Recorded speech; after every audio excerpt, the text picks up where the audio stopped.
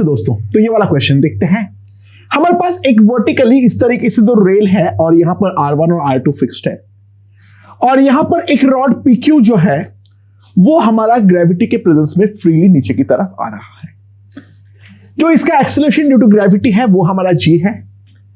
इसका मास जो है वो है हमारा 0.2 kg। B जो है वो हमारे पास है 0.6 टेस्ला। रॉड जब टर्मिनल वेलोसिटी अटेन कर चुका है तब यहां पर जो R1 पे पावर है वो है 0.75 वॉट और जो R2 पे पावर है वो है मेरा 1.2 watt. We have to find VT, R1 and R2। Okay, तो मैं केवल और केवल अगर ऊपर का इंडिविजुअल लूप का एनालाइज करने का ट्राई कर रहा हूं तो यहां पे अगर हम ध्यान दें तो यहां पर फ्लक्स बढ़ने का कोशिश करेगा। तो फ्लक्स बढ़ेगा तो इसके ऊपर फोर्स जो है वो अपवर्ड लगना चाहिए। तो फोर्स को अपवर्ड लगाने के लिए यहां पर हमारे पास जो करंट है वो I1 ऊपर वाले के चलते जो फ्लो करना चाहिए, ये I1 इस तरीके से फ्लो करना चाहिए। ऑन द अदर हैंड जो नीचे वाले को देखूं मैं, इसका फ्लक्स कम हो रहा है तो ये भी ऊपर की तरफ फोर्स लगाना चाहेगा जो कि इसको रिपेल करके बाहर भेज पाए। तो इसके चलते जो करंट होगा ये I2 भी यही होना चाहिए और यहां पर करंट हमारा इस तरीके से होगा और इसके थ्रू जो नेट करंट है वो हमारा डेफिनेटली इस डायरेक्शन के अलोंग फ्लो कर रहा है। ठीक है। अच्छा, पहले वाले लूप पे अगर मैं फ्लक्स देखूं phi1, take it as x1, so that can be written as BL x1। इसका टर्मिनल वेलोसिटी को अगर मैं VT बोलता हूं so that will be BL VT। तो इसके करस्पॉन्डिंग जो करंट आएगा that will be BL VT by R1। नीचे वाले लूप को राइट नाउ तो भूल जाओ। और जो हमारा दूसरा है phi2 वो होगा मान लो BL x2। तो नीचे वाले के कारण जो हमारा इंड्यूस होगा that will be BL VT by R2। What I know, जो ये टर्मिनल वेलोसिटी से रॉड जा रहा है तो obviously what I can write is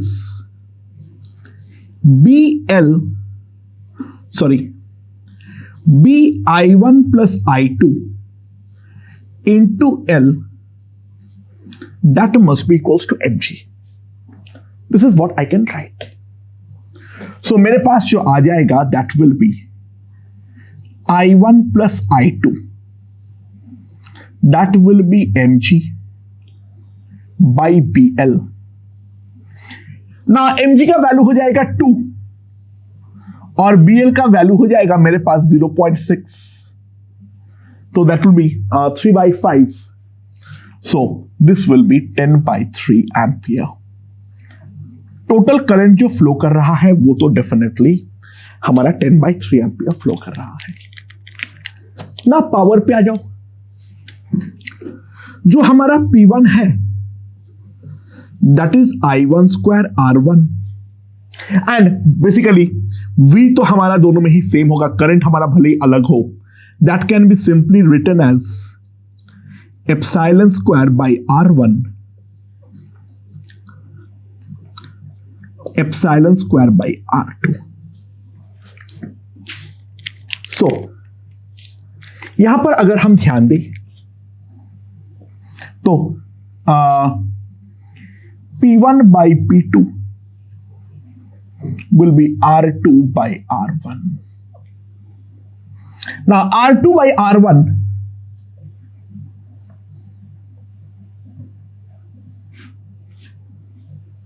ठीक है, so that will come out to be equals to 1.6।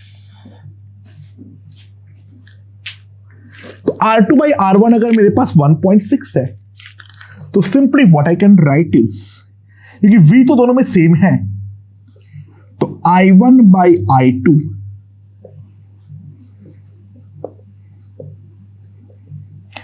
and this will come out to be 8 by 5. I1 plus I2 that I know. I1 plus I2 that I know. So what I can write is I2 will be nothing but that will be 10 by 3. तो हमारे पास current I1 जो आ जाएगा that will be 80 by 39 ampere, और I2 जो आ जाएगा that will be 50 by 39 ampere. I1 और I2 का वैल्यू जो है वो हमारे पास आ चुका है, राइट. एंड करंट जैसे ही मेरे पास आ गया है, तो अब जो है ध्यान दो, क्या मैं यहां पर से कुछ और निकाल सकता हूं, जो टर्मिनल वेलोसिटी वगैरह क्या होगा. अच्छा, टर्मिनल वेलोसिटी जब हमारे पास अटेन हो चुका है, तो ये है हमारे करस्पॉन्डिंग दोनों ईएमएफ. टोटल करंट जो है वो भी मैंने यहां पर लिख दिया हूं. So what I can write is, अरे भाई पहले R1 और R2 निकाल देता हूं. सुनो, 0.75 will be I1 square into R1.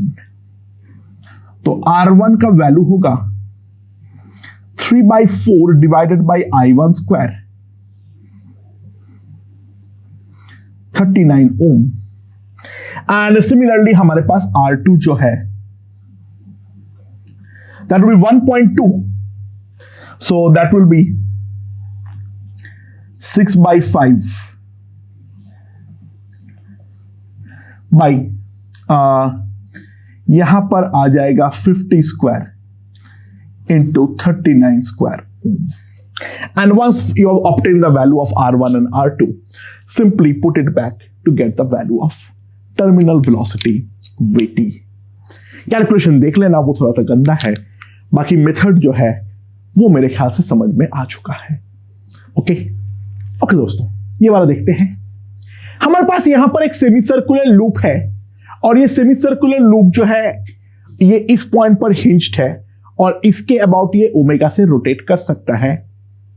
तो हमें इसके अंदर जो करंट है वो क्लॉकवाइज डायरेक्शन का लेते हुए current as a function of time हमें निकालना पड़ेगा. ठीक है, तो किस तरीके से हम निकालेंगे इसके बारे में देखते हैं.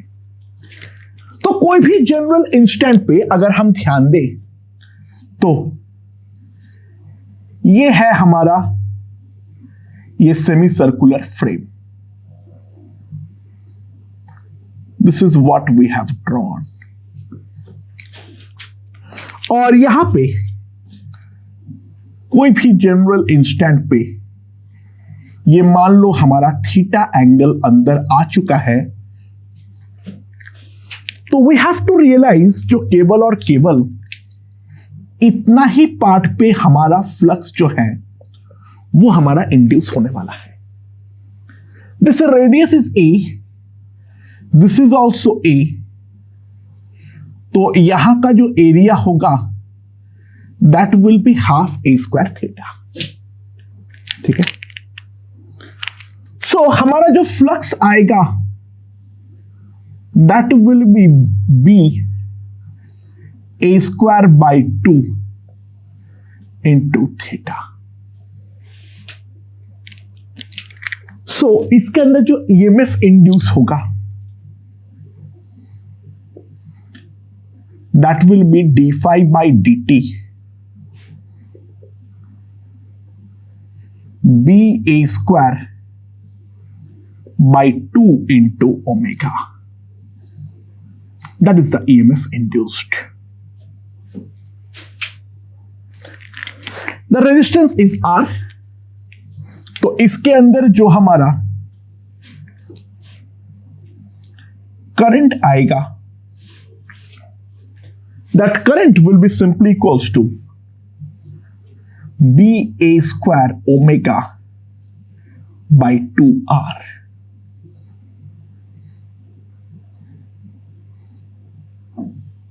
राइट, ये हमारा इस तरीके से होने वाला है। अच्छा, अब इस करंट का डायरेक्शन क्या होगा? देखो, स्टार्टिंग पे ध्यान दो, जब तक ना ये हमारा पूरा टिल्ट हो जाता है, पूरा अंदर घुस जाता है, तब तक मैग्नेटिक फ्लक्स हमेशा हमारा बढ़ता रहेगा। अंदर का मैग्नेटिक फ्लक्स बढ़ रहा है तो इसका कोशिश रहेगा जो ये करंट को फ्लो कराए, जो कि बाहर की तरफ मैग्नेटिक फील्ड क्रिएट हो। तो शुरुआत में तो ये वाला करंट ऐसे एंटी क्लॉकवाइज फ्लो करेगा, and once the whole loop is inside, फिर जो है वो बाहर आना चालू करेगा, यानी फ्लक्स अब कम होगा, यानी करंट अब जाके क्लॉकवाइज फ्लो करना चालू करेगा। सो ट्राई टू रियलाइज, इसके लिए जो टी होगा ये पूरा अंदर आ जाने के लिए थीटा हमें पाई घूमना है, pi by omega. So if I plot the current as a function of time, ये हमारा I है और ये हमारा T है, ये हमारा I है और ये हमारा T है, तो हमारे पास क्या आ जाएगा? स्टार्टिंग पे एंटी क्लॉकवाइज जाएगा तो minus B A square omega by R, and this is going to happen for pi by omega. After that, for the next half, it is going to be for 2 pi by omega, it will be b a square omega by r, and then again like this, so on and so forth. इस तरीके से हमारा current जो है वो हमारा चलता रहेगा। ओके दोस्तों, तो अगला क्वेश्चन देखते हैं क्या बोला है। यहां पर मेरे पास एक ईएमएफ है E, यहां पर रेजिस्टेंस है R, और यहां पर जो है एक स्विच है। ये दो मेरा इनफाइनाइट स्मूथ कंडक्टिंग रेल्स है, इसके ऊपर एक रॉड है जिसके कोई रेजिस्टेंस नहीं है, उसका मास है M, और ये पूरा चीज हॉराइजेंटली है। पूरे रीजन पर एक मैग्नेटिक फील्ड है B। At t equals to 0, the switch is closed. Rod was initially at rest. Then find the velocity of rod as a function of time t. तो यहां पर अगर हम ध्यान दें, जैसे हम स्विच को क्लोज करेंगे तो यहां पर एक करंट फ्लो करेगा I इस तरीके से, और ये जो हमारा करंट फ्लो करेगा इस कारण पे यहां पर इसको राइट की तरफ एक फोर्स मिलने वाला है, और जैसे ये इस तरफ राइट की तरफ मूव करेगा तो फ्लक्स हमारा बढ़ेगा, और ध्यान देना वो इंक्रीजिंग फ्लक्स से एक बैक ईएमएफ क्रिएट करेगा। सो कोई भी टाइम पे अगर मैं इसको एक्स बोल देता हूं, अच्छा ये सेपरेशन में चाहिए होगी, ये सेपरेशन को एल ले लो, ठीक है, इस सेपरेशन को एल ले लो, तो फ्लक्स जो होगी that will be BLX, तो जो बैक ईएमएफ क्रिएट होगी that will be BL into dx by dt, that will be BLV। तो हमारा जो नेट ईएमएफ होगा that can be written as epsilon minus BLV।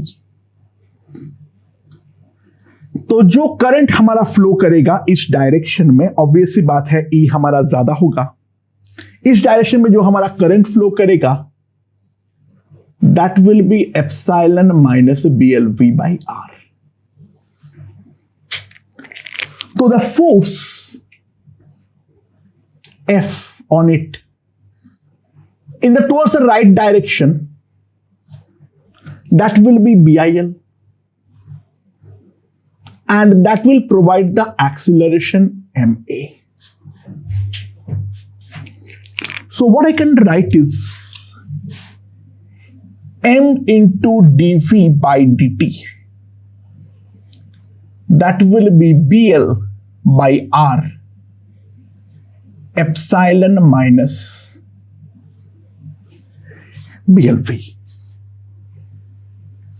So dV by epsilon minus BLV, that will be BL by R MR into dt.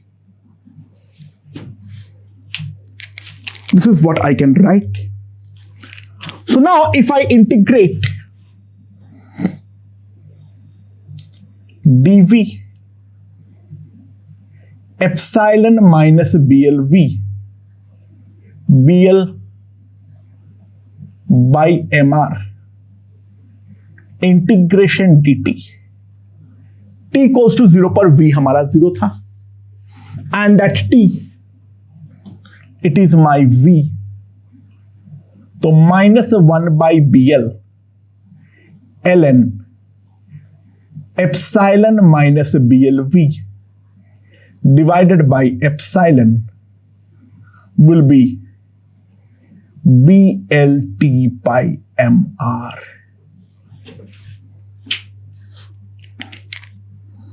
तो इसको अगर हम ढंग से लिखें, 1 minus BL by epsilon into V e to the power minus B square L square T divided by MR. So V, I will simply get it as epsilon by BL 1 minus e to the power B square L square T by MR. That is the V as a function of time t. Terminal velocity कोई पूछे तो it will be epsilon by BL. Obviously जहां पे हमारा back EMF और जो हमारा forward EMF है दोनों इक्वल हो जाएगा, वहां पर हमारा फर्दर फोर्स करंट हमारा 0 हो जाएगा और वो उस कांस्टेंट वेलोसिटी से मूव करने वाला है. ओके दोस्तों, अगला देखते हैं. मेरे पास यहां पर 2 पैरेलल रेल्स है जिनके बीच का सेपरेशन है d, और इसके ऊपर 2 ऐसे वायर्स रखा हुआ है, दोनों के बीच का सेपरेशन है x. x is very small, मैं दिखाया नहीं हूं लेकिन x is very very small. एक जो हमारा वायर है वो फिक्स्ड है ऊपर वाला, और दूसरे को मैं कांस्टेंट वेलोसिटी v से नीचे की तरफ खींच रहा हूं. तो find the force on the stationary wire as a function of x and also find x approximately for which this force is equals to 0. तो किस तरीके से करेंगे ध्यान दो. यहां पर जो हमारे इसके अंदर के रीजन पर जो फ्लक्स होगा फाई, वो हमारा कितना हो जाएगा, BDX. तो ये जो मेरा अंदर का लूप है, ये लूप के अंदर जो EMF इंड्यूस होगा that will B BD dx by dt, that will be BdV. अच्छा, जो हमारे पास टोटल रेजिस्टेंस आएगा, अगर हम उस पर ध्यान दें, हमारे पास टोटल रेजिस्टेंस कितना आ जाएगा, this is d, this is x, dx, यानी टोटल लेंथ है 2d प्लस 2x, तो 2 rho into d plus x. तो ये वाले लूप के अंदर जो करंट फ्लो करेगा I, वो I हमारा कितना हो जाएगा, BdV by 2 rho d plus x by 2 rho, because x is very small. तो ये हमारा करंट जो है वो हमारा फ्लो करने वाला है. अच्छा, वो करंट कैसे फ्लो करेगा, इसको ऊपर की तरफ फोर्स लगना चाहिए, B अंदर है, तो करंट जो है वो डेफिनेटली हमारा इस तरीके से फ्लो करेगा, something like this.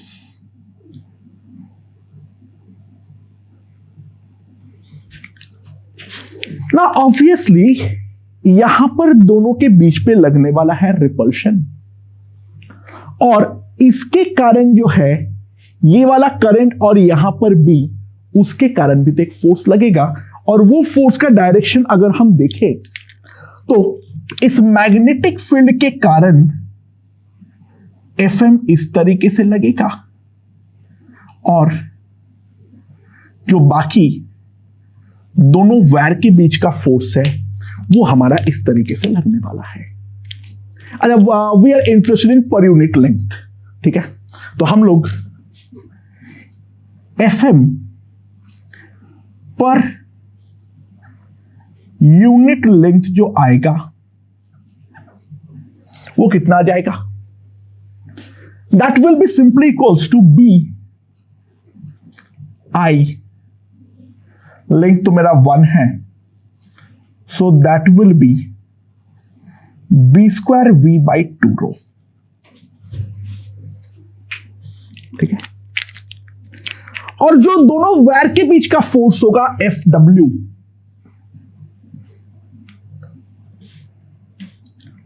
That will be mu naught I square by 2 pi x. Now substitute the value of I square, that will be mu naught b square v square by, यहां पर आ जाएगा 8 pi rho square into x, ठीक है। तो net force जो होगा पर unit length that will B this minus this, जो कि हम आसानी से निकाल सकते हैं। एंड फोर्स हमारा इक्वल कब होगा? नेट फोर्स 0 कब होगा? सो ऑब्वियस सी बात है, नेट फोर्स को अगर हमें 0 करनी है that implies B I will be mu naught I square by 2 pi X, this is gone, तो x will be mu naught I by 2 pi B. So I में तुम्हारा जो है B is gone, so that will come out to be mu naught V by 4 pi rho. So this is going to be the situation जहां पर हमारा net force जो होगा that is coming out to be equals to 0।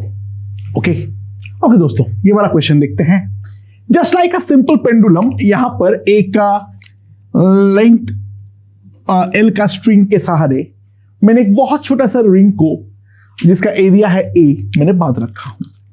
जो हमारा ring का area है वो इस बोर्ड के परपेंडिकुलर है, यानी एरिया वेक्टर जो है वो इसके अलोंग है राइट नाउ। मैग्नेटिक फील्ड जिसका इंडक्शन है बी, वो भी हमारा इसी डायरेक्शन के अलोंग है। मैंने अब जो है इसको एक छोटा सा एंगल थीटा नॉट से अगर मैंने घुमा दिया तो डिस्टर्ब किया और फिर मैंने इसको छोड़ दिया, then find the EMF induced in the loop as a function of time T. अच्छा, अब एक इंपॉर्टेंट चीज है उसको समझो, ये वाले लूप के ऊपर मैग्नेटिक फील्ड कोई फोर्स नहीं लगाएगा, तो ट्राई टू रियलाइज जो हमारा ओमेगा है that omega of SHM does not change,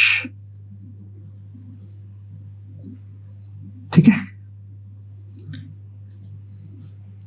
The omega of SHM does not change, और जो ओमेगा आएगा वो अभी भी हमारे पास आ जाएगा under root G by L, ठीक है ना। यहां पर अगर हम ध्यान दें, कोई भी जनरल इंस्टेंट पे मान लो हमारे पास ये वायर ऐसे है और ये हमारा थीटा एंगल से बनता है। सो यहां का जो एरिया वेक्टर होगा वो एरिया वेक्टर कुछ इस तरीके से होगा,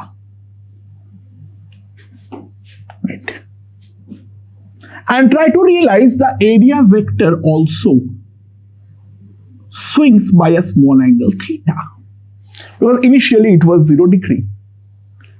So the flux inside it phi can be simply written as BA into sine theta.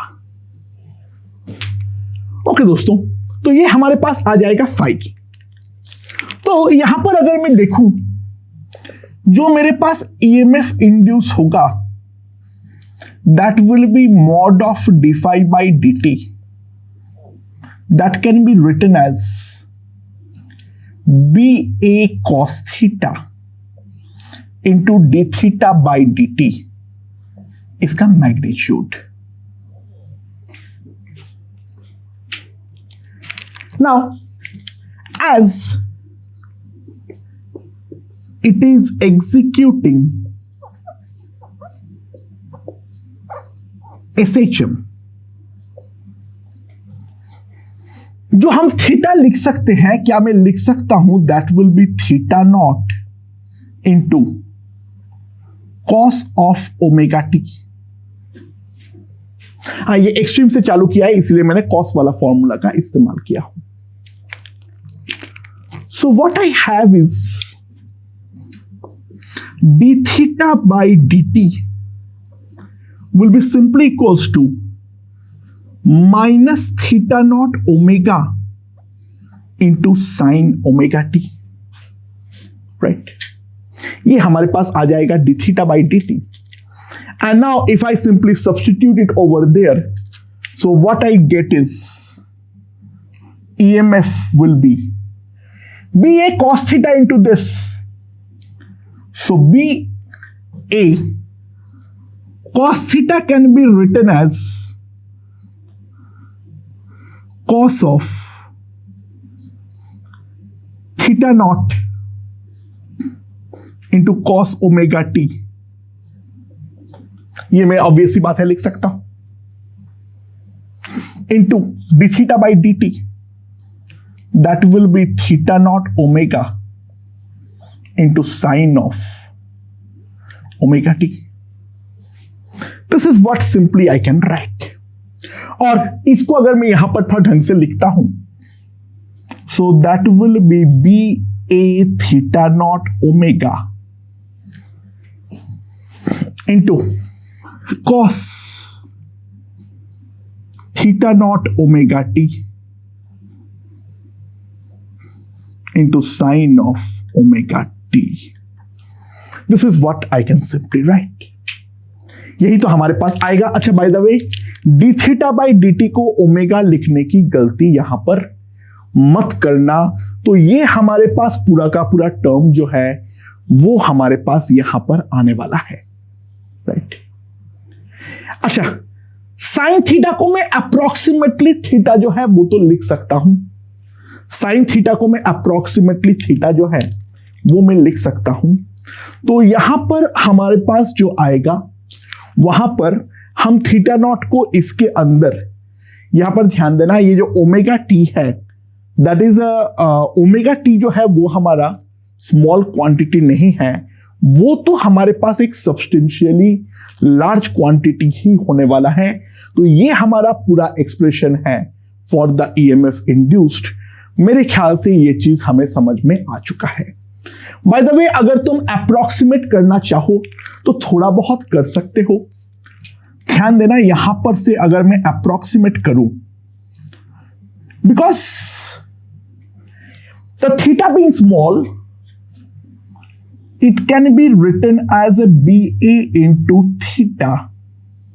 So flux जो आएगा that will be BA theta naught cos omega t.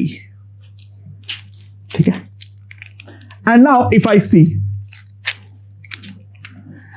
जो हमारा EMF induce होगा that will be BA theta naught, मैं magnitude के बारे में बात कर रहा हूं, into sine of omega T, and omega का वैल्यू फिर यहां पर सब्स्टिट्यूट कर दो, वो हमारे पास अप्रोक्सीमेट वैल्यू जो है वो हम इस तरीके से निकाल सकते हैं।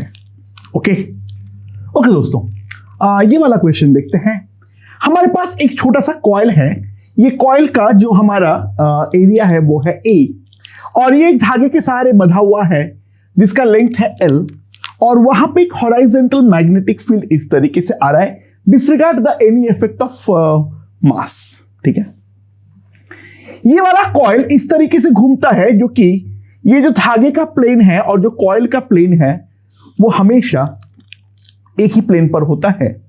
एंड इस कारण पे जब कोई भी इंस्टेंट पे अगर ये एरिया वेक्टर है तो ये यहां पर थीटा एंगल बनाएगा, अगर ये वर्टिकल से थीटा एंगल शिफ्ट हुआ तो। इसको मैंने थीटा नॉट एंगल पर छोड़ दिया हूं। तो सवाल यहां पर ये है, we have to find the induced EMF in the loop as a function of time T. सबसे पहले एक बात को अगर हम रियलाइज करें, जो omega of SHM does not change.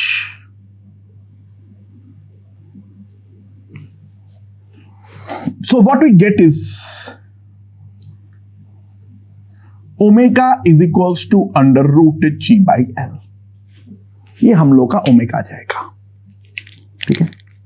और क्योंकि ये एसएचएम कर रहा है तो मैं सिंपली एक चीज लिख सकता हूं, जो कोई भी इंस्टेंट पे थीटा जो होगा that will be theta naught sine of omega T plus five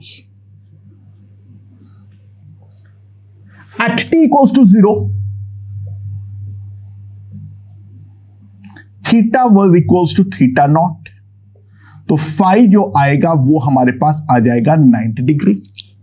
तो यहां से मेरे पास सिंपली थीटा का जो इक्वेशन आएगा, theta will be equals to theta naught cos of omega T, ठीक है। तो what is going to be the flux? इसके अंदर जो हमारा फ्लक्स होगा वो फ्लक्स हमारे पास आएगा, that is nothing but B A cos theta, ठीक है। And as theta is small, this can be approximated as B A into 1 minus theta square by 2। That is going to be the flux, ठीक है। So हमारे पास जो आ जाएगा that will be the EMF induced, that will be mod of D phi by D T, minus जाए भाड़ में। तो यहां पर हमारे पास आ जाएगा B A theta into D theta by D T, ठीक है। Now D theta by D T अगर मैं निकालूं तो यहां पर अगर मैं ध्यान दूं, D theta by D T कितना आ जाएगा मेरे पास, if you see D theta by D T will be sorry theta naught omega sine omega T with a minus sign. तो हमें तो इसका मॉड निकालना है, तो मेरे पास जो आ जाएगा that will be B A theta naught square, theta मैंने पुट कर दिया, omega cos omega T into sine omega T. So ये मेरे पास जो आ जाएगा that will simply come out to be B A theta naught square by 2 omega, that will be g by l sine of 2 g by l into t. So that is going to be the EMF induced. Okay? Okay दोस्तों, ये वाला question देखते हैं। हमारे पास यहां पर दो ऐसे पैरेलल रेल्स है, जो पैरेलल रेल्स का रेजिस्टेंस पर यूनिट लेंथ है वो है हमारा लैम्डा, और यहां पर एक परफेक्टली कंडक्टिंग रॉड है mn जिसका लेंथ है l। यहां पर एक रेजिस्टेंस जो है दैट इज माई r, ठीक है। एंड नाउ ये जो है इसके ऊपर एक वेरिएबल फोर्स में इस तरीके से अप्लाई कर रहा हूं, जो कि सर्किट का करंट जो है वो हमारा कांस्टेंट रहे। तो सवाल यहां पर ये है, find the velocity of rod and the force as a function of x and what fraction of power of f is getting converted to heat. तो किस तरीके से करेंगे? अच्छा, ऑब्वियस सी बात है, कोई भी इंस्टेंट पे अगर मैं इसका वेलोसिटी को इस डायरेक्शन पे मान लेता हूं v, तो जो हमारा ईएमएफ इंड्यूस होगा that is nothing but BLV। अच्छा, सर्किट का जो रेजिस्टेंस होगा R dash, try to realise that will be R plus 2 lambda X. यहां पर भी तो लैम्डा एक्स 2 लैम्डा एक्स का रेजिस्टेंस हो जाएगा। तो हमारे पास जो करंट हो जाएगा I, that will be BLV by R plus 2 lambda x. ठीक है, ये चीज को हमें कांस्टेंट रखना है, तो हमें velocity as a function of X आसानी से यहां पर आ जाएगा, और वो ये आएगा जो BLV must be equals to IR plus 2 lambda IX। IR divided by BL, ये हमारे पास आ जाएगा इसका वेलोसिटी। नाउ ये अगर वेलोसिटी है, what is going to be the acceleration? तो एक्सीलरेशन जो आएगा that will be dV by dt। ऊपर का डिफरेंशिएशन खत्म हो जाएगा, 2 lambda I by BL into V। V की जगह पर वापस ये हमारा पुट हो जाएगा, so that is going to be the acceleration। so हमारे पास जो फोर्स होगा F minus BIL, that must be equals to the mass into acceleration। इसका मास को m मान लेता हूं, कुछ है, ठीक है। तो हमारे पास जो फोर्स हमें लगाना पड़ेगा that will be BIL plus M 2 lambda MI by BL, ठीक है, इंटू V। तो यहां पर हमारे पास आ जाएगा B square L square IR plus 2 lambda IX। ये हमारे पास आ जाएगा force as a function of X. तो फोर्स जो है वो हमारा लीनियरली वेरी करता है, यहां पर हम साफ साफ देख सकते हैं, ठीक है। अच्छा, तो वर्क डन क्या हो जाएगा इसके corresponding? What will be the power? जो हमारा पावर होगा P, that will be F into V, ठीक है। और हीट पे कितना जा रहा है वो तो मैं I स्क्वायर R करके निकाल सकता हूं। तो इतना जो है ये हमारे पास आज force as a function of V आ गया है। V मुझे खुद as a function of X जो है वो हमें मालूम है, एंड जो हमारा हीट पे जाएगा that will be equals to power of heat will be equals to I square R plus 2 lambda X। और यहां से हम आसानी से फ्रैक्शन जो है वो हम निकाल देंगे, क्योंकि सारे टर्म हमें मालूम है यहां पर। ओके दोस्तों, ये वाला देखते हैं। A stretchable conducting ring is in the form of a circle. इसका जो रेजिस्टेंस है वो कांस्टेंट है R रिंग का, और मैग्नेटिक फील्ड B इस तरीके से आ रहा है। The ring is pulled radially outward at a constant rate that dr by dt is equals to alpha. So we have to find the rate of work done by the external agent when R is equals to R naught. सबसे पहले एक काम करते हैं, क्यों ना हम flux निकाल लेते हैं।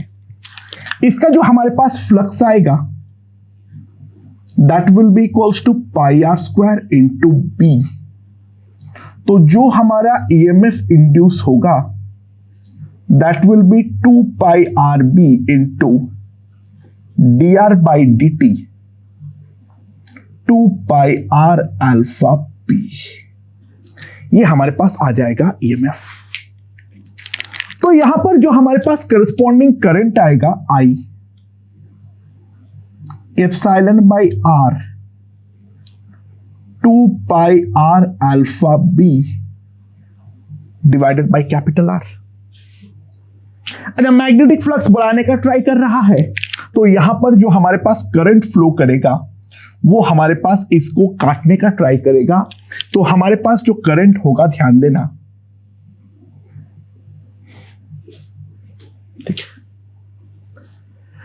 तो यहां पर अगर मैं कोई भी एलिमेंटल टुकड़ा काटता हूं ऑफ लेंथ dl, ठीक है, यहां पर जब मैं एलिमेंटल टुकड़ा काटूंगा लेंथ dl का, तो मेरे पास क्या आएगा, फोर्स किस तरफ आएगा, B ऐसे आई ऐसे, तो फोर्स हमारे पास इस तरीके से लगेगा और ये वाला फोर्स के साथ हमें एक्सटर्नली जो है एग्जैक्टली ऑपोजिट फोर्स यहां पर लगाना पड़ेगा। यहां पर एग्जैक्टली ऑपोजिट फोर्स जो है वो हमें लगाना पड़ेगा, ठीक है। तो ऑब्वियसली बात है, हमारे पास क्या आ जाएगा, यहां पर ध्यान देना, जो हमारे पास डीएफ आएगा, डीएफ जो होगा that will be bi into dl, so that will come out to be equals to 2 pi r alpha b square into dl। तो ये जो हमारे पास df लगेगा, ठीक है, जो हमारे पास जो पावर होगा dp, that will be nothing but, and try to realize velocity is nothing but alpha, velocity is nothing but alpha, तो हमारे पास जो आ जाएगा 2 pi r alpha square b square into dl। तो हमारे पास जो टोटल पावर आएगा p, that will be the integration of this dl का integration is nothing but 2 pi r, so 4 pi square r square alpha square b square divided by capital R। r equals to r naught पे बोलेगा तो वहां पर मैं निकाल दूंगा, यहां से r की जगह पर r naught पुट कर दूंगा, I will be perfectly done। Okay दोस्तों, यहां पर देखते हैं हम लोग, हमारे पास एक सोलिनॉइड है सफिशिएंटली लॉन्ग, जिसका रेडियस है a और उसका जो ऊपर जो वायर है उसका रेजिस्टेंस है R, उसको मैं यहां पर एक बैटरी से कनेक्ट किया हूं और यहां पर एक वेरिएबल रेजिस्टेंस है Rx, ठीक है ना। ये वाले सोलिनॉइड के ऊपर एक रिंग है जिसका रेडियस है हमारा 2a, रिलैक्सेशन टाइम जो है उस रिंग के अंदर इलेक्ट्रॉन का वो है टाउ, और स्पेसिफिक चार्ज ऑफ इलेक्ट्रॉन है alpha. Rx is varied linearly from 0 to R in time delta t, तो calculate the drift speed of free electron inside the ring। तो किस तरीके से हम प्रोसीड करेंगे इसके बारे में देखते हैं। तो अगर मान लो कोई भी इंस्टेंट पर यहां पर करंट जो है, अंदर का जो करंट होगा that will be R plus V, solenoid पे जो करंट होगा R प्लस RX, ठीक है। तो अगर मैं यहां पर ध्यान दूं, ये मेरा सॉलिनॉइड का कोर है, मैं इसका साइड व्यू ले रहा हूं और बाहर मेरा यहां पर ये रिंग है ऑफ रेडियस 2a, ठीक है। सो इसके रिंग के अंदर जो हमारे पास फ्लक्स होगा, try to understand, that will be mu naught N I. अच्छा, इसका नंबर ऑफ टर्न्स देना मैं भूल गया हूं, वो n ले लो, number of turns per unit length n है, वो मैं देना भूल गया था, वो ले लेना। That will be mu naught N I into pi A square, ये हमारे पास फ्लक्स होगा, राइट। सो यहां पर जो बाहर वाले रिंग पर ईएमएफ इंड्यूस होगा that will be mu naught pi A square N D I by D T, and क्योंकि हमारा रेजिस्टेंस जो है वो लीनियरली चेंज हो रहा है तो इसको मैं लिख सकता हूं that will be mu naught pi A square N delta I divided by delta T. ये चीज हम लोग यहां पर साफ साफ लिख सकते हैं। अगर what will the value of delta I, I initial जो होगा that will be V by R, I final जो होगा that will be V by two R. तो mod of delta I will be simply V by two R. तो यहां पर जो हमारा ईएमएफ इंड्यूस हुआ है इसका वैल्यू अगर मैं देखूं, mu naught pi A square into N V divided by two R delta T, that will be the EMF induced. और ये वाला ईएमएफ के कारण जो है हमारे पास इसके अंदर एक इलेक्ट्रिक फील्ड क्रिएट होगा। That electric field is going to be circular in nature, something like that. तो इसका जो हमारे पास मैग्नीट्यूड होगा E इंटू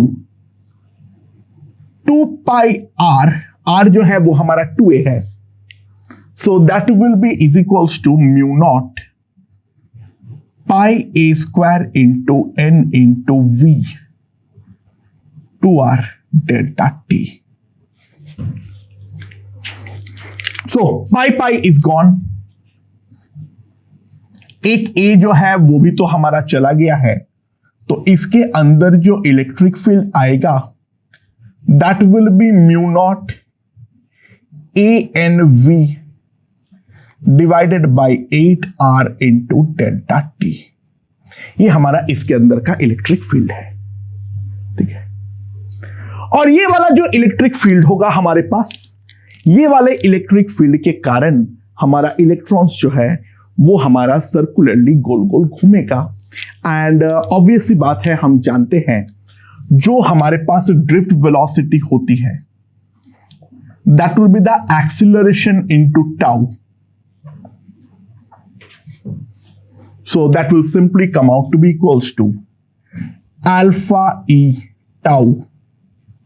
So कितना आ जाएगा, mu naught A alpha tau N V by 8 R into delta T.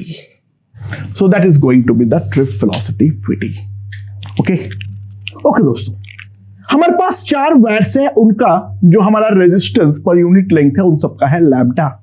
Initially उनके यहां पर एक स्क्वायर फ्रेम है बना रखा था इस तरीके से, ये एल है ये एल है, और चारों वायर को आपस में v डिस्टेंस पर मैं अगर लाना चाह रहा हूं, v वेलोसिटी के साथ अगर मैं पास ला रहा हूं और अंदर मैग्नेटिक फील्ड है b, we have to compute the EMF induced in the loop as a function of time t, induced current as a function of time t, force required to maintain this velocity, total power required to maintain the velocity, and the thermal power that is generated.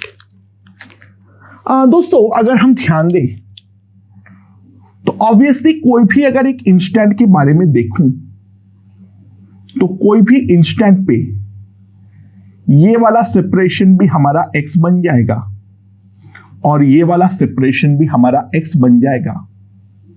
तो x का value जो होगा, try to realise L minus 2VT।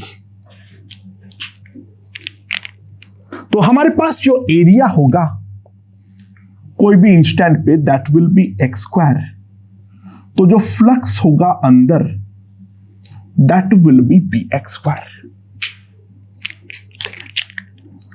सो हमारे पास flux जो है वो हमारे पास आ चुका है b into L minus 2VT का होल स्क्वायर। तो जो हमारे पास ईएमएफ इंड्यूस होगा that EMF will be simply इसका डिफरेंशिएशन मॉड ऑफ डी5 बाई dt, ठीक है, that will be 2b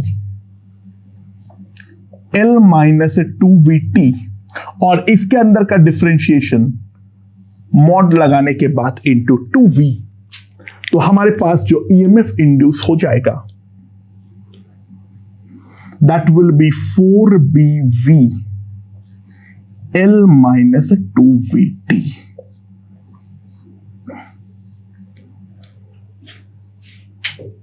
now what is going to be the resistance R? R जो होगा that will be 4 lambda x. So that will be 4 lambda L minus 2VT. And now if I divide the two, तो हमारे पास जो current आ जाएगा that will be epsilon by R. अच्छा, L minus 2VT का term तो cut गया, 4BV that will be BV by lambda. अच्छा, फ्लक्स अंदर की तरफ कम हो रहा है तो इसका भी कोशिश जो होगा फ्लक्स को बढ़ाने का, यानी सिंपल सी बात है करंट इस तरीके से फ्लो करेगा जो कि बी हमारा अंदर की तरफ हो, तो यहां पर हमारा करंट का डायरेक्शन जो होगा वो तो हमारे पास इस तरीके से आने वाला है, यानी ये वाला करंट हम लोग साफ साफ देख सकते हैं, it is in the clockwise direction. अच्छा, मैग्नेटिक फोर्स, मैग्नेटिक फील्ड कितना फोर्स लगाएगा? बी ऐसे, आई ऐसे, इसके ऊपर फोर्स जो है टुवर्ड्स राइट लगाएगा, तो हमें पलट के इस तरफ लगाना पड़ेगा एफ। तो एफ जो होगा that will be B I X, ठीक है। So that will be equals to कितना? B square V by lambda L minus 2VT, ये हमारे पास आ जाएगा फोर्स। और ये फोर्स हमें जो लगाना पड़ेगा, ध्यान देना, वो हमारा अंदर की तरफ लगाना पड़ेगा। तो जो पावर होगा that will be F into V, तो B square by lambda L minus 2VT, ये हमारे पास पावर होगा। और थर्मल पावर कितना हो जाएगा हमारे पास? थर्मल पावर जो होगा that will be equals to I square into R. I square will simply come out to be equals to B square V square by lambda square into R, that is nothing but 4 lambda into, sorry मैंने एक चीज गड़बड़ किया हूं, sorry, यहां पर 4 into F थी, क्योंकि चारों के चारों में तुम्हें फोर्स लगाना पड़ेगा, तो this will be 4 B square V square by lambda into this. And जो टोटल पावर होगा हीट का that will nothing but I square R, तो हमारे पास आर का वैल्यू जो हो जाएगा that will be 4 lambda L minus 2VT, that will be 4B square V square by lambda L minus 2VT। Obviously ये दोनों इक्वल आना चाहिए था, रॉड का काइनेटिक एनर्जी में कोई चेंज आ नहीं रही है, तो वो हमारे पास आना ही नेचुरल था, जो कि हमारा आया भी है। ओके दोस्तों, ये वाला फिगर देखते हैं। हमारे पास ये एक कंडक्टिंग फ्रेम है, यहां पर रेजिस्टेंसेस है 6, 3 और 5। दो सॉलिनॉइड इस तरीके से पास हो रहा है, एक पर जो मैग्नेटिक फील्ड है वो बाहर की तरफ है, एक पे जो है वो हमारा अंदर की तरफ है। यहां का रेडियस है 0.1 मीटर, यहां का रेडियस है 0.15 metre. Magnitude of magnetic field दोनों में सेम है, और दोनों हमारा रेट पे इंक्रीज कर रहा है, दैट विल बी 100 टेस्ला पर second. Find the current in each resistor. Try to realize this dimension is practically useless. तो ये वाले के अंदर जो हमारा फ्लक्स होगा, अगर मैं केवल लेफ्ट वाला लूप की तरफ सोचूं, तो फ्लक्स जो होगा that will B B into pi R1 square. तो ये वाले लूप के कारण जो EMF इंड्यूस होगा that will B pi R1 square into dB by dt. So that will be 100 pi R1 square. दोस्तों सिमिलरली जो दूसरे वाले पे हमारा फ्लक्स होगा that will be B into pi R2 square. तो यहां पर जो EMF इंड्यूस होगा पाई R2 square into dB by dt, that will B 100 पाई। तो इसको खत्म कर दो, that will B 9 pi by 4। ये हमारे पास दोनों EMF होने वाला है। अच्छा, यहां पर जो हमारा बैटरी क्रिएट होगा उसका करंट मूविंग टेंडेंसी कैसे होगी? अगर हम ध्यान दें, ये हमारा करंट फ्लो करवाना चाहेगा क्लॉकवाइज, जो कि मैग्नेटिक फील्ड जो है वो अंदर की तरफ क्रिएट हो, और ये हमारा क्रिएट करना चाहेगा एंटी क्लॉकवाइज, जो कि हमारा बाहर की तरफ क्रिएट हो। तो यहां पर अगर हम ध्यान दें, क्लॉकवाइज क्रिएट करवाने के चलते यहां पर जो हम EMF दिखाएंगे, ट्राई टू रियलाइज, क्या हम उसको इस तरीके से दिखा सकते हैं? This will be 6, this will be pi. 3 को तो एज इट इज रख दो, और यहां पर जो करंट फ्लो होना चाह रहा है वो हमारे पास इस तरीके से होना चाह रहा है। तो यहां पर हमारा जो करंट होना चाहिए, वो जो EMF होना चाहिए वो हमारे पास इस तरीके से होना चाहिए, 9 pi by 4। So this is going to be the scenario. तो 3 ओम के थ्रू, रेजिस्टेंस के थ्रू जो करंट है सबसे पहले निकालना चाहूंगा। तो ये दोनों बैटरीज जो है वो हमारा पैरेलल पे है, तो इफेक्टिव EMF जो आएगा pi by 6, 9 pi by 20 divided by 1 by 6 plus 1 by 5। तो हमारे पास कितना आ जाएगा यहां पर? So this will be nothing but, ऊपर अगर हम ध्यान दें तो यहां पर 30 आ जाएगा ऊपर, और नीचे हमारे पास आ जाएगा बाई 11। और यहां पर अगर हम देखें तो हम 60 का LCM लेते हैं अगर, तो 60 का LCM लेने पर आएगा 10 पाई प्लस 27 पाई। ये हमारे पास आ जाएगा, and this will come out to be equals to 37 pi by 22। I hope this one is done correctly. और इसके बाद जो हमारे पास आएगा दैट विल बी, जो R इक्विवेलेंट आएगा वो आएगा 3 प्लस 30 बाई 11, इन दोनों का पैरेलल, तो 63 बाई 11 ओम। सो 3 ओम के थ्रू करंट जो है वो तो हमारे पास एक बार में आ जाएगा I। तो I through 3 ohm will be nothing but this by this, 37 pi by 22, 63 by 11, so that will be 37 pi by 126 ampere. यहां पे हमारे पास करंट जो है वो आ चुका है। बाकी दोनों पे भी हम करंट सिमिलरली निकाल देंगे। मैंने एक के लिए निकाल दिया हूं, बाकी सब तुम अपने आप निकाल लोगे। मेरे ख्याल से कोई ज्यादा दिक्कत वाली बात नहीं है। यहां पर करंट I1 और I2 मान लो, ठीक है। जो टोटल पोटेंशियल ड्रॉप है दैट आई नो, इसके अक्रॉस जो हमारा, यहां पे अगर मैं इसके थ्रू करंट को I1 बोलता हूं तो क्या आएगा I1, और यहां पे थ्रू अगर मैं I2 बोलता हूं, सो वी कैन सिंपली सी, जो यहां से यहां पर करंट जो है, यहां से यहां हमें गेन मिलेगा, अच्छा ड्रॉप मिलेगा, और यहां से यहां हमें गेन मिलेगा। तो सिंपल सी बात है, पाई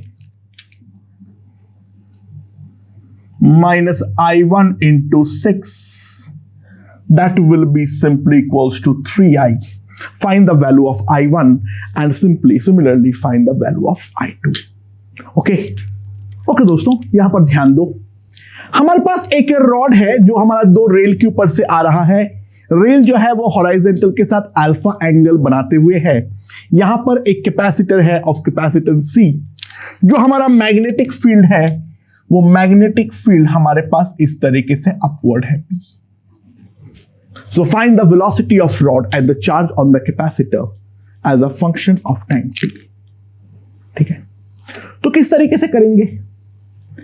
यहां पर कोई भी इंस्टेंट पे अगर मान लेता हूं ये वाला डिस्टेंस हमारे पास x है, तो जो हमारे पास एरिया होगा that will be equals to BLX। और मान लो ये हमारा V से आ रहा है, तो जो हमारा EMF मैं क्या लिख रहा हूं, सॉरी एरिया जो आएगा that will be simply equals to L into x, right. तो EMF हमारा कितना इंड्यूस होगा? ध्यान दो, अगर हॉराइजेंटल होता तो B इंटू ये वाला एरिया होता, बट यहां पर ये अल्फा एंगल बना रखा है, तो हमारे पास जो फ्लक्स होगा that will be BLX cos alpha. तो EMF इंड्यूस जो होगा that will be BLV into cos alpha, that will be the EMF induced. So ये अगर मेरे पास EMF इंड्यूस्ड है तो हमारे पास कैपेसिटर पे जो चार्ज होगा that will B BLCV cos alpha and the corresponding current will B BLCA into cos alpha. ये करंट जो है वो हमारा फ्लो करेगा। कैसे फ्लो करेगा? जैसे जैसे नीचे आ रहा है तो ये जो है वो फ्लक्स को कम करने का ट्राई कर रहा है, तो इस तरीके से करेगा जो कि फ्लक्स को वो ऊपर की तरफ बढ़ा सके। तो हमारे पास जो करंट आएगा वो ध्यान देना क्लॉकवाइज इस तरह एंटी क्लॉकवाइज जो है वो हमारा आने वाला है, क्योंकि इसको बी को जो है वो हमारा ऊपर की तरफ वो बढ़ा पाए। ठीक है, अब ये वाला रॉड का फ्री बॉडी डायग्राम अगर मैं ड्रॉ करूं, इसका मैं साइड व्यू देख लेता हूं।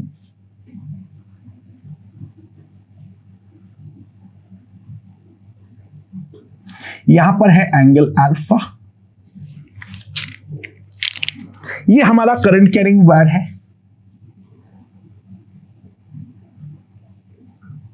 मान लो बाहर की तरफ करंट आ रहा है आई, तो इसके ऊपर एक तो हमारे पास mg डाउनवर्ड लग रहा है, और b जो है वो हमारा ऊपर की तरफ है।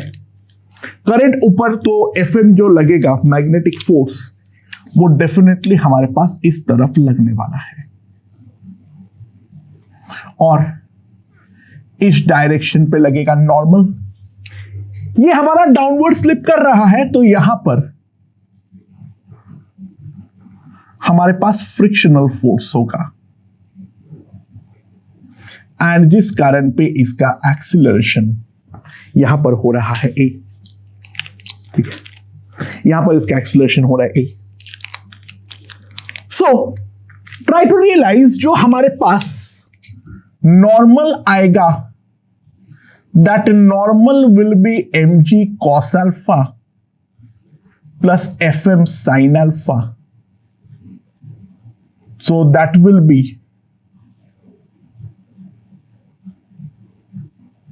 मैग्नेटिक फोर्स जो होगा, ध्यान देना B और I जो है वो तो हमारा आपस में परपेंडिकुलर है, तो that will be simply BIL into sine alpha. I का वैल्यू यहां पर सब्स्टिट्यूट कर दो,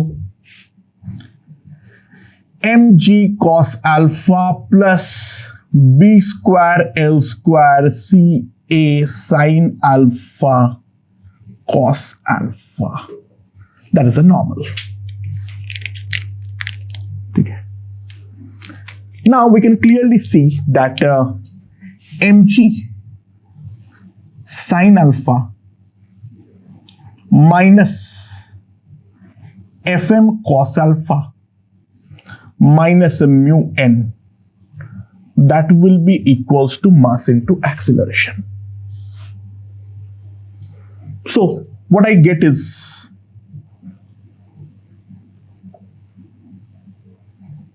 BIL cos alpha minus mu M G cos alpha minus mu B square L square C A sine alpha cos alpha that will be equals to M A. ठीक है। अच्छा, S M जो है वहां पर वापस हमारा आई जो है यहां पर मैं वापस पुट करूंगा तो ये हमारे पास आ जाएगा बी स्क्वायर एल स्क्वायर, यहां पर कॉस स्क्वायर अल्फा आएगा। तो ए वाले सारे टर्म को इकट्ठा करता हूं तो M G into sine alpha minus mu into cos alpha A into M, ठीक है, plus B square L square C cos alpha into cos alpha plus mu sine alpha, ये हमारे पास आ जाएगा। तो हमारे पास एक्सीलरेशन जो आएगा इस पर